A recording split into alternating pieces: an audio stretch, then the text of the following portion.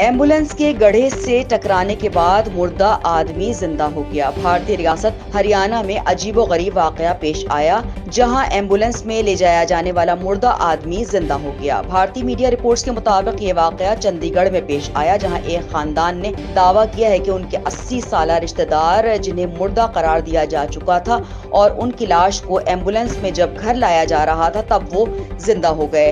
Reports के मुताबिक दर्शन सिंह बर्रार को डॉक्टरों ने मुर्दा करार दिया था। जुमेरात के रोज उनकी रिहाइशगाह पर रिश्तेदारों की आमद का सिलसिला जारी था, तब खबर मिली कि दर्शन सिंह हयात हैं। पोते ने बताया कि रास्ते में जैसे ही एम्बुलेंस गड्ढे से टकराई तो उसने देखा कि दादा का हाथ हिलने लगा। इसने उनके दिल की धड़कन महसूस करने पर एम्बुलेंस ड्राइवर को करीबी अस्पताल जाने को कहा, जहां डॉक्टर्स ने दर्शन सिंह को जिंदा करार दे दिया।